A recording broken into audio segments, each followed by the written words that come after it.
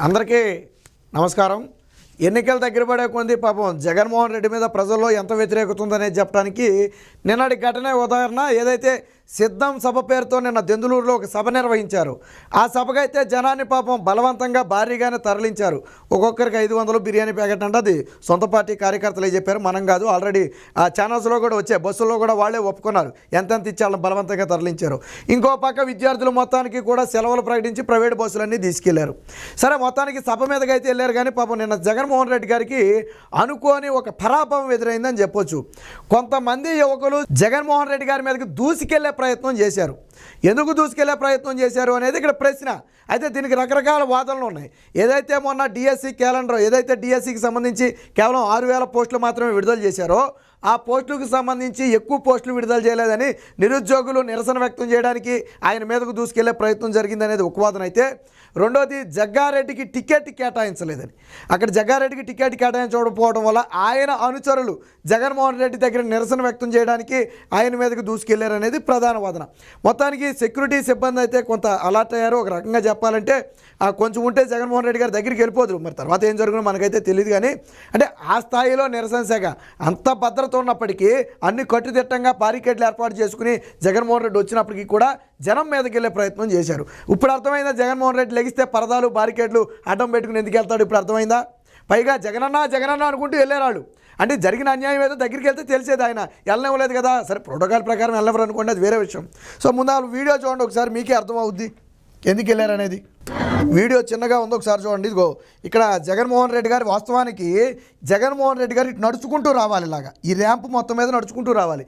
కానీ ఎప్పుడైతే వీళ్ళు వెళ్ళారో ఆయన వెనక్కి వెళ్ళిపోతాడు. చూడండి ఒకసారి, ఇదిగో చూడండి, ఇక్కడ చూడండి, ఆయన వెనక్కి వెళ్ళిపోయాడు.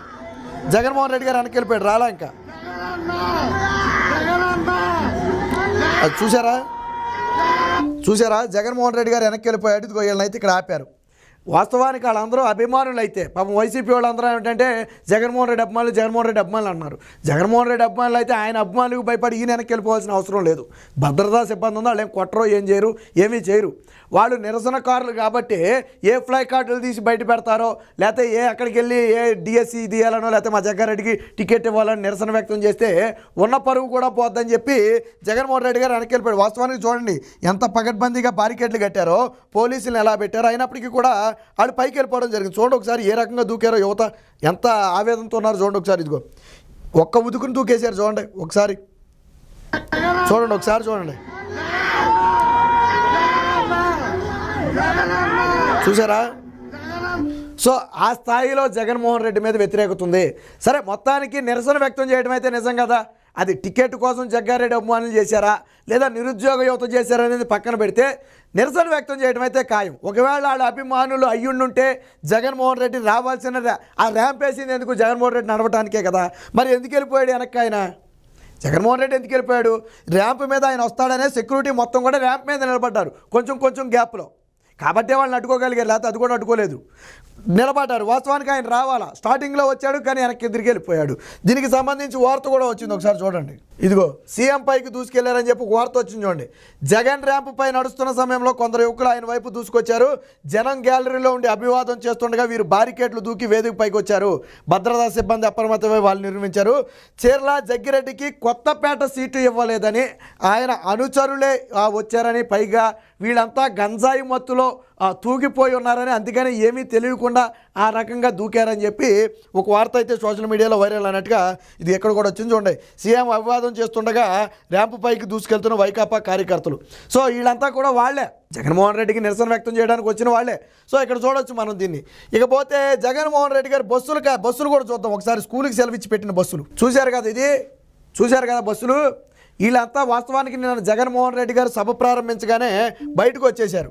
జగన్ రాకముందే జనం జంపు, నా అక్క చెల్లెమ్మళ్ళు అనగానే వైసీపీ శ్రేణుల పరుగు, ప్రసంగం మొదలవగానే కాసేపటికే సభా ప్రాంగణం ఖాళీ, వెళ్ళిపోదామంటే దారి లేదు. వేదికపై సీఎం ప్రసంగిస్తుండగా హైవేపై బస్సుల నిలిపివేత, జిల్లాలు దాటి వచ్చిన వారిని బస్సుల్లోనే వేచి ఉన్న వైనం. సో మీకు ఇంకో ఫోటో చూపిస్తా, ఒకసారి చూడండి. ఇక్కడ ఎందుకు జనం జగన్మోహన్, ఇదిగో సభలో మాట్లాడుతుండగానే వెళ్ళిపోతున్న జనం. సీఎం మాట్లాడుతున్నవి ఇక్కడ చూడొచ్చు. డిజిటల్ బోర్డు మీద ఆయన ప్రసంగాలు కూడా కనపడుతున్నాయి. బట్ జనం మాత్రం వెనుదిరిగి వెళ్ళిపోతున్నారు. ఇలా వెళ్ళిపోయిన జనం ఎక్కడ కనపడ్డారు మనకి? ఒకసారి చూడండి ఎక్కడ కనపడ్డారు. ఇదిగో ఇదిగో ఇక్కడ కనపడ్డారు. అక్కడ సీఎం సభ జరుగుతుండగానే వెళ్ళిపోదామని వచ్చి బస్సులు ఎక్కితే బస్సులు తీలా.